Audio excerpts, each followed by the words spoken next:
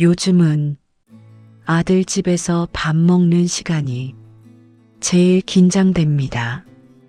아들 집에서 밥을 먹을 때마다 저는 숟가락을 들기가 무섭습니다. 배가 고파서가 아닙니다. 밥이 맛없어서도 아닙니다. 그냥 숟가락을 들 때마다 제가 여기 있어도 되는 사람인가 하는 생각이 먼저 들어서입니다.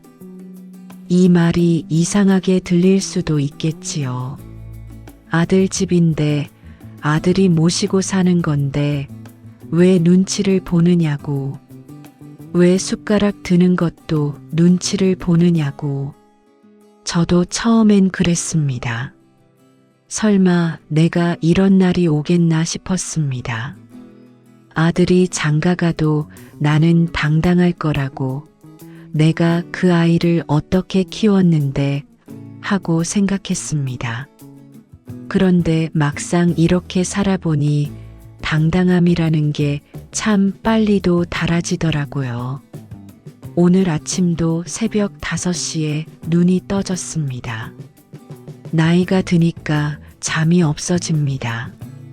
더 자고 싶어도 눈이 그냥 떠져요. 그런데 일어날 수가 없습니다. 제가 쓰는 방이 작은 방이라 문을 열고 나가면 소리가 납니다. 아들도 며느리도 아직 자고 있을 시간인데 내가 움직이면 깨울까봐. 그게 싫어서 이불 속에서 1시간을 그냥 누워 있습니다. 천장만 바라보면서 오늘은 또 어떻게 하루를 보내나 그 생각을 합니다. 6시 반이 넘으면 슬슬 일어납니다. 아들이 일어나기 전에 화장실을 다녀와야 합니다. 아침에 화장실 쓰는 시간이 겹치면 괜히 바쁜 사람 방해하는 것 같잖아요. 그러니까 미리미리 다 해두는 겁니다. 세수하고 나오면 부엌이 보입니다. 저는 평생 밥을 해왔습니다. 식당을 20년 넘게 했으니까요.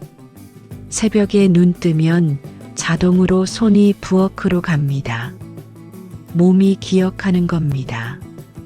저는 국 끓이고 반찬 챙기고 밥 짓는 것, 그게 제 몸에 배어 있습니다.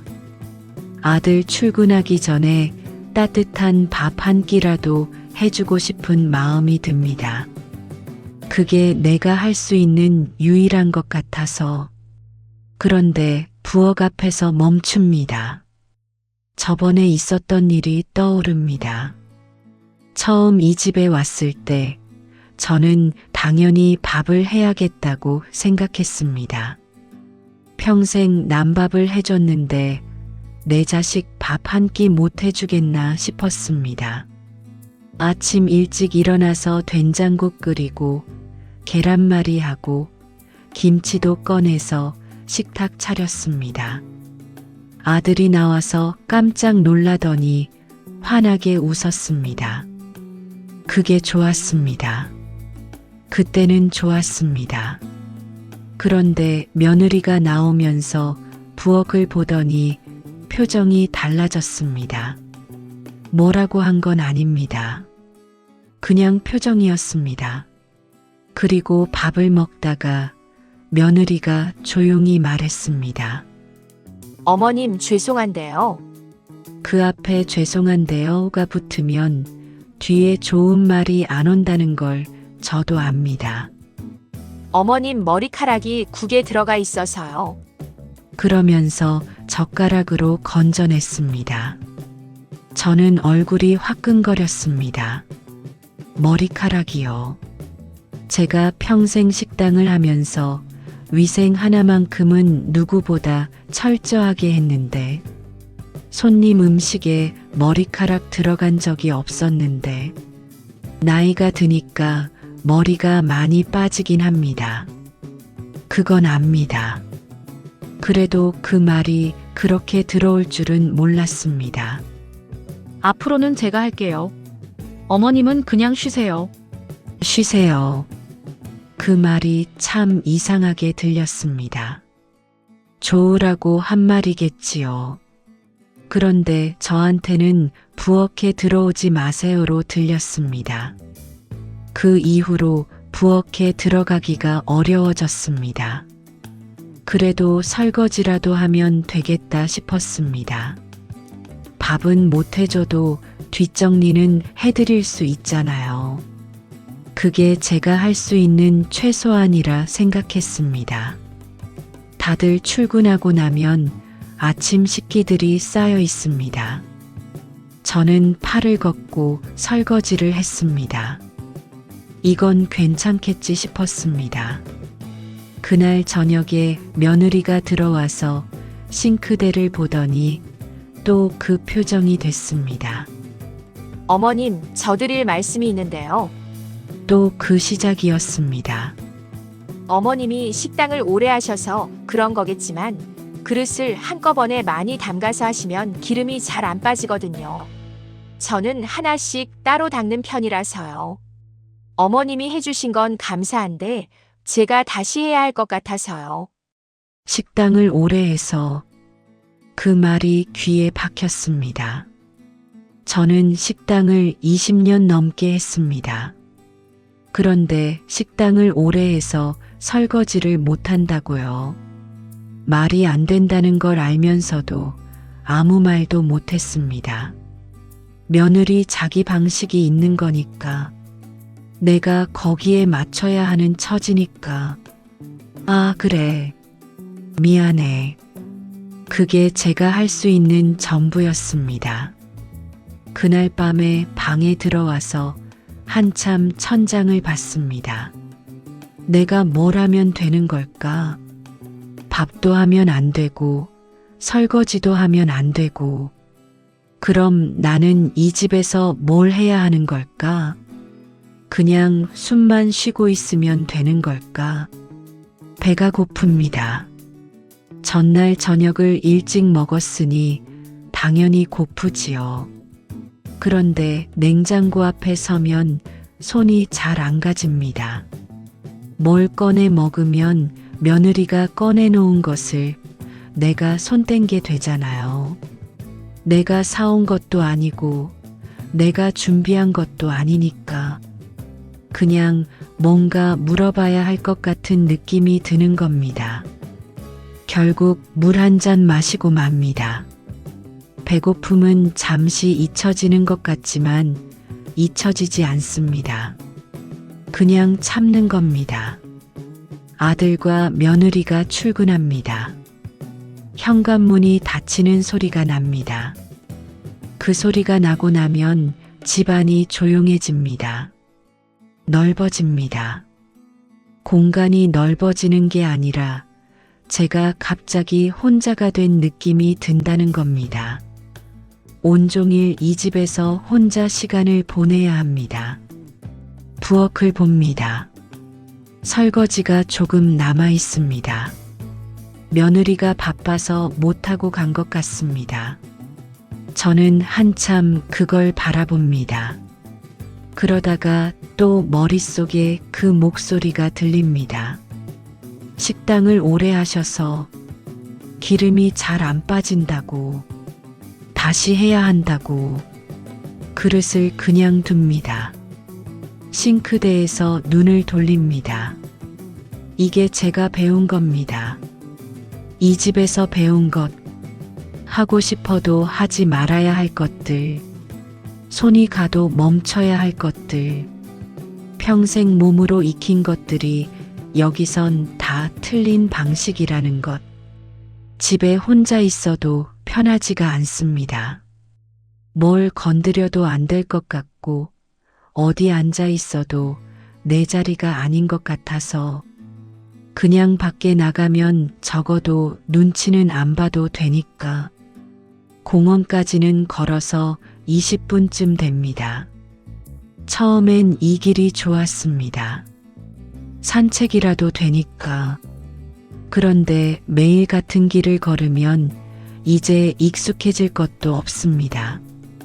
그냥 몸이 알아서 걷습니다. 머릿속엔 아무 생각도 없습니다. 아무 생각도 없다기보다는 생각이 너무 많은데 어디서부터 시작해야 할지 몰라서 그냥 멍하니 걷는 겁니다. 공원 벤치에 앉습니다. 익숙한 자리가 있습니다.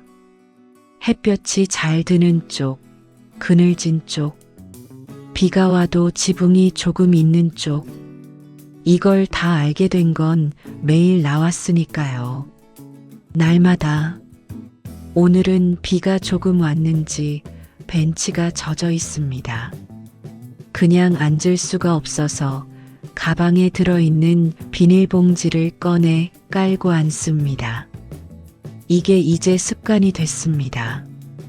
나올 때마다 비닐봉지 하나 챙기는 것. 주변을 봅니다. 비슷한 연배의 분들이 몇 있습니다. 저 모르게 저를 아는 분들도 있겠지요. 날마다 여기 나오니까. 그런데 쉽게 말이 붙지 않습니다. 내가 먼저 말을 걸면 또 달라붙는 것처럼 보일까봐. 상대도 혼자 있고 싶어서 나왔을 수 있으니까.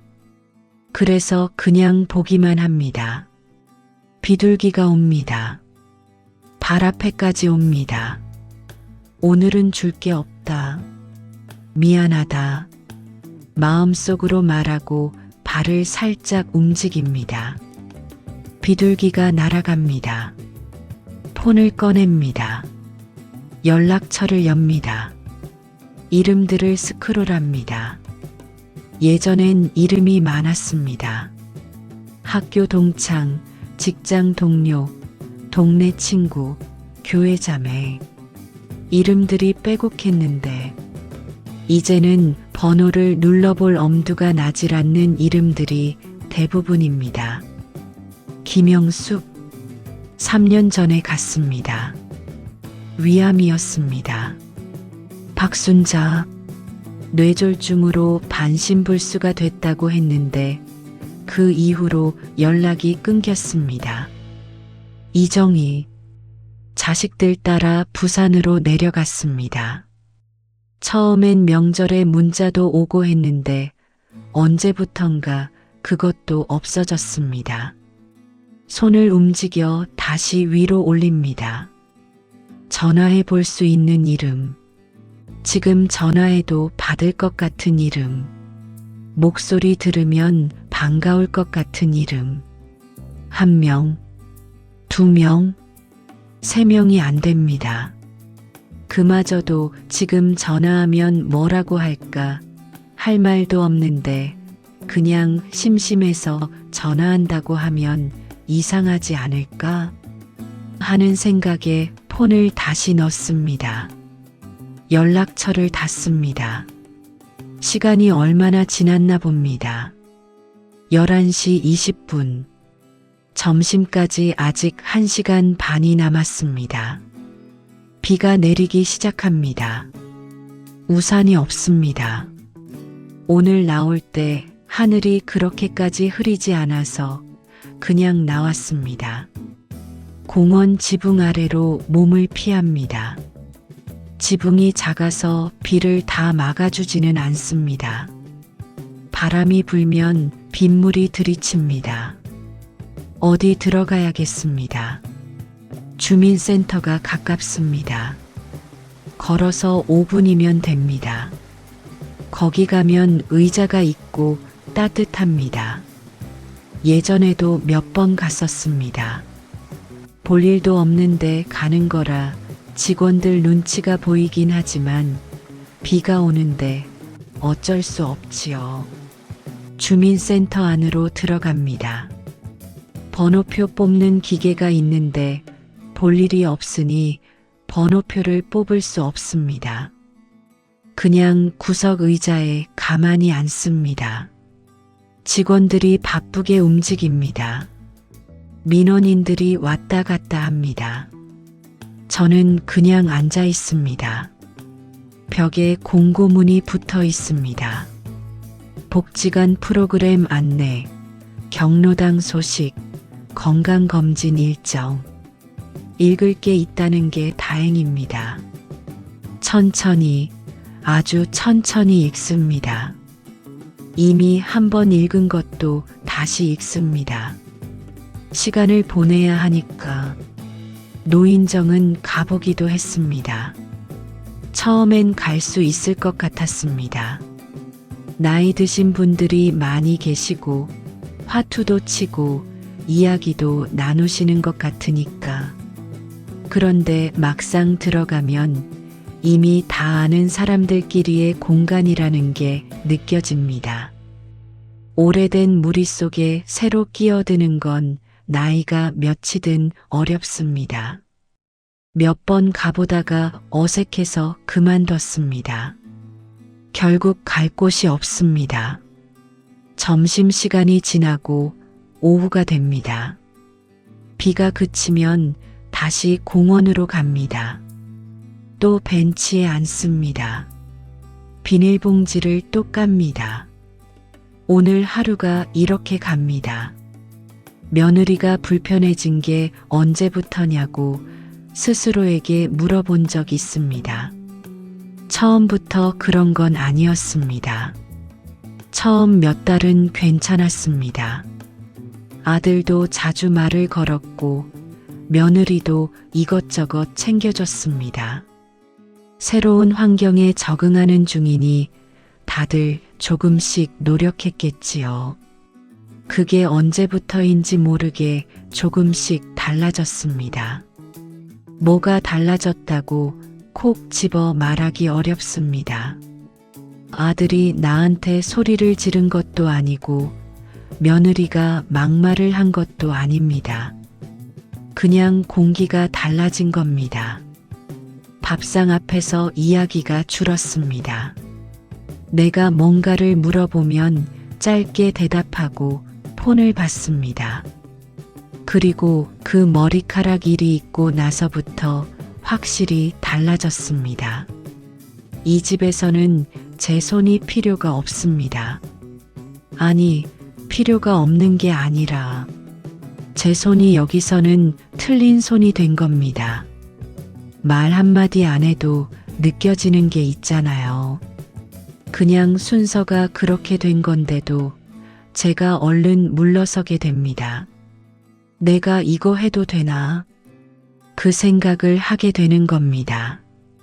냉장고 앞에서, 싱크대 앞에서, 부엌 앞에서, 제 집이 아닌 집에서 눈치가 점점 몸에 배어갑니다.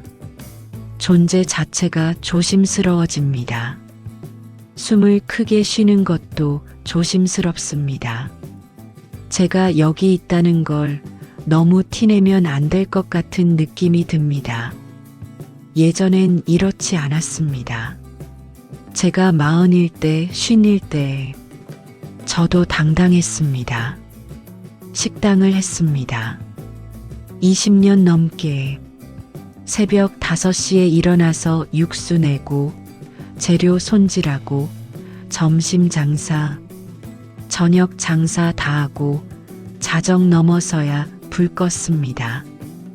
그 세월이 제 손에 다 배어 있습니다. 설거지 하나도, 국간 하나도 아무렇게나 한 적 없습니다. 그때는 아들이 초등학생이었습니다. 학교 다녀오면 식당으로 왔습니다. 엄마 일하는 데 와서 숙제하고 저녁은 거기서 먹었습니다.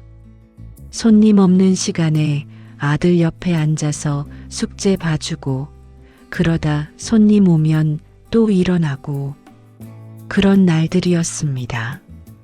남편은 일찍 갔습니다. 아들이 중학생 때였습니다. 그때부터 진짜 혼자였습니다. 혼자서 식당하고 혼자서 아들 키웠습니다. 아들 학원비 낼 때, 등록금 낼 때, 어디서 끌어왔는지 모를 돈들, 그냥 어떻게든 됐습니다. 그때는 어떻게든 됐습니다.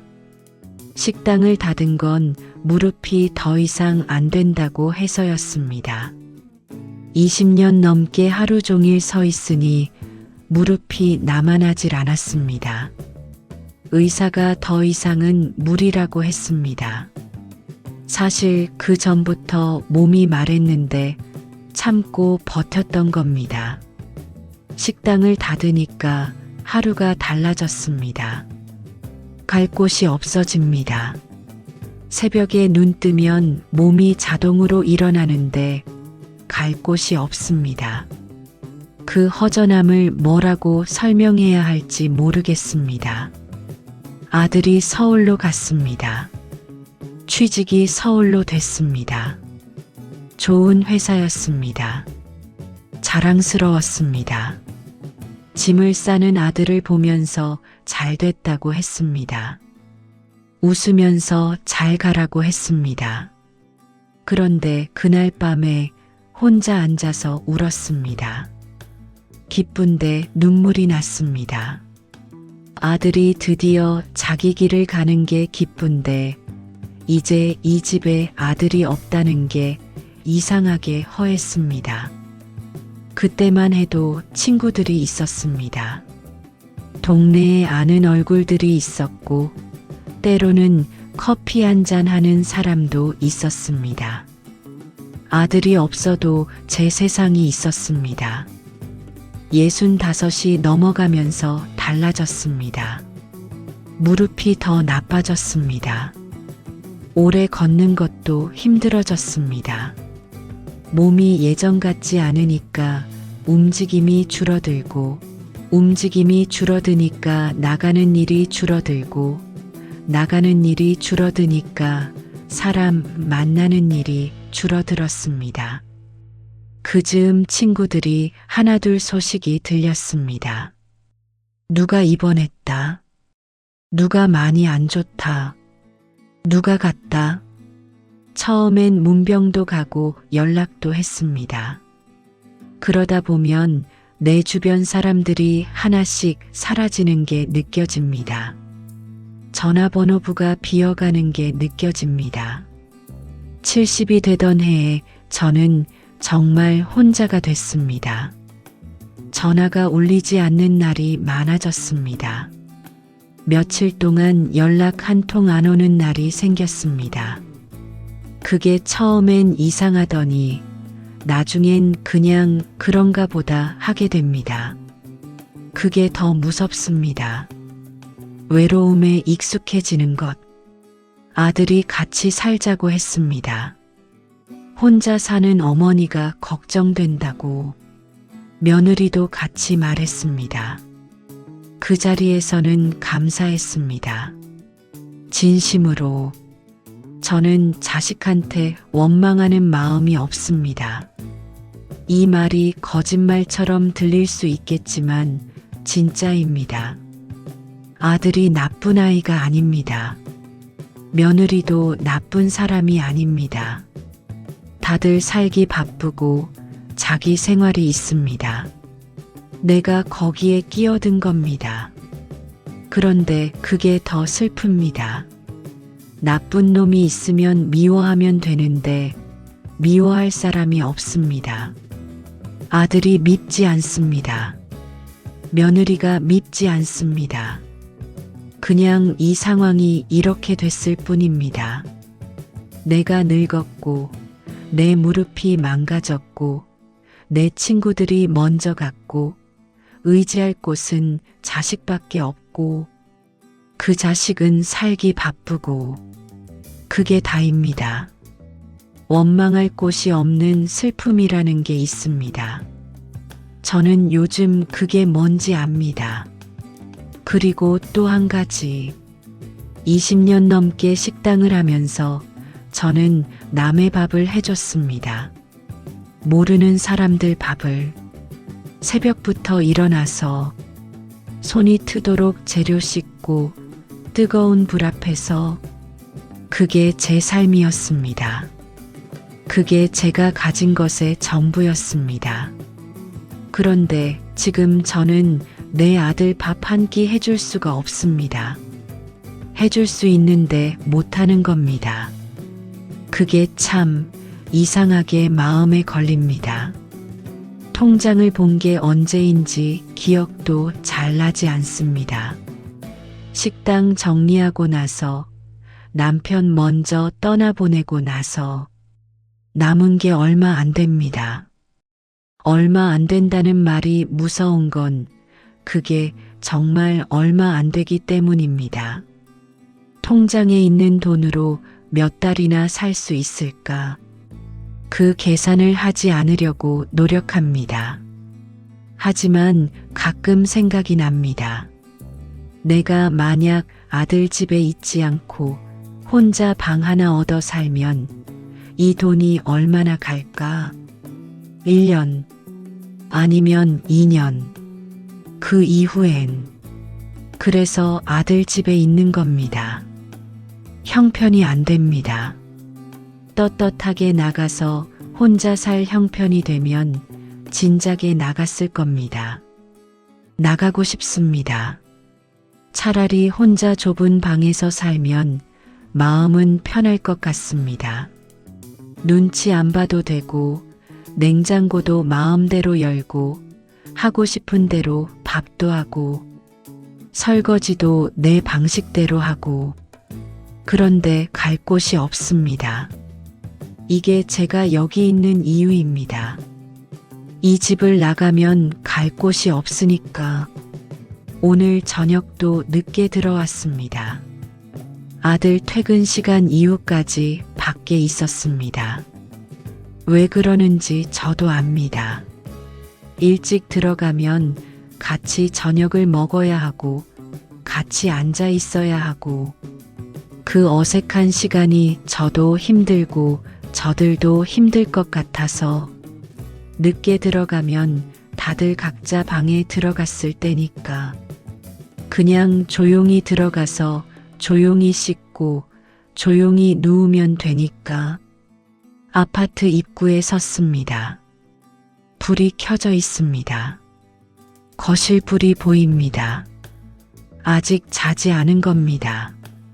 잠깐 거기 서 있었습니다. 올라가야 합니다. 올라가야 하는데 발이 잘 안 떼집니다. 벤치가 있습니다. 입구 앞에 작은 벤치. 거기 앉습니다. 차가운 밤 공기가 납니다. 2월이라 아직 춥습니다. 손이 시립니다. 그래도 조금 더 앉아 있습니다. 오늘 하루를 생각합니다. 아침에 숟가락 들기가 무서웠던 것. 멸치볶음 한 번 집다 다시 내려놓은 것. 부엌 앞에 서다가 그냥 돌아선 것. 비닐봉지 깔고 벤치에 앉았던 것. 연락처 스크롤하다 닫은 것. 주민센터 구석에 앉아 공고문 2번 읽은 것. 이게 오늘 하루입니다. 내일도 이렇게 됩니다. 모레도. 한숨이 납니다. 크게 쉬지 않습니다. 이 시간에 소리가 나면 지나가는 사람이 이상하게 볼 것 같아서 그냥 조용히 쉽니다. 오늘도 조용히 살아야지. 그 말이 머릿속에 듭니다. 이제는 입으로 말하지 않아도 그냥 자동으로 듭니다. 조용히 살아야지. 티내지 말아야지. 있는 듯 없는 듯. 숨은 쉬되 크게 쉬지는 말고. 이게 이 나이에 제가 터득한 처세술입니다. 슬프다는 생각은 들지 않습니다. 슬프다는 감각이 이미 많이 달아서 그냥 이런가 보다 하는 마음이 더 큽니다. 엘리베이터를 탑니다. 올라가면서 거울을 봅니다. 엘리베이터 안에 거울이 있습니다. 노인이 서 있습니다. 제 얼굴이 낯섭니다. 오늘따라 더 낯섭니다. 저 사람이 나구나. 저렇게 됐구나. 그 손을 봅니다. 20년 넘게 일한 손입니다. 새벽마다 찬물에 재료 씻던 손, 뜨거운 국소 들던 손, 수백 개의 그릇 닦던 손, 주름이 많고 마디가 굵습니다. 그 손이 지금 이 집에서는 쓸 곳이 없습니다. 문이 열립니다. 현관 앞에 섭니다. 비밀번호를 누릅니다. 소리가 나지 않도록 천천히 문을 엽니다. 안으로 들어갑니다. 불이 꺼져 있습니다. 다행입니다. 다들 들어간 모양입니다. 조용히 신발을 벗습니다. 조용히 걸어갑니다. 제 방문을 조용히 엽니다. 조용히 닫습니다. 이불을 덮습니다. 어둠 속에서 눈을 뜨고 있습니다. 천장이 있습니다. 낯선 천장입니다. 몇 달째 보고 있는 천장인데 아직도 낯섭니다. 아마 평생 낯설 것 같습니다. 아들 생각이 납니다. 아이였을 때 식당으로 달려오던 그 모습, 엄마 하고 부르던 그 목소리, 그게 그립습니다. 지금 이 집에서 나를 그렇게 부르는 목소리는 없습니다. 있을 수가 없습니다.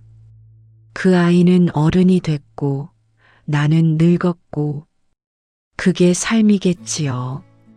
원망하지 않습니다. 정말입니다. 이 아이가 없었으면 나는 더 외로웠을 겁니다. 이 집이라도 있으니까 내일 아침에도 눈을 뜰 수 있습니다. 이 집 밥상에 앉을 수 있습니다. 눈치를 보더라도 그게 지금의 저입니다. 그래도 내 자식이니까요. 그 아이가 첫 월급 받았을 때 전화하던 목소리가 들떠 있었습니다. 저도 들떴습니다. 전화 끊고 나서 혼자 조용히 울었습니다. 기뻐서 우는 건지 다른 이유로 우는 건지 그때는 몰랐습니다. 지금은 압니다. 그 울음이 무엇이었는지, 그게 마지막이었을 것 같아서 운 겁니다. 내 아들이 내 품에서 완전히 떠나는 것의 마지막 확인 같아서 이제 이 아이는 자기 삶이 있고 나는 나의 삶이 있어야 하는데 나의 삶이 어디 있는지 몰라서 지금도 모릅니다. 어디 있는지 눈이 감깁니다. 내일 아침 5시에 또 눈이 떠지겠지요.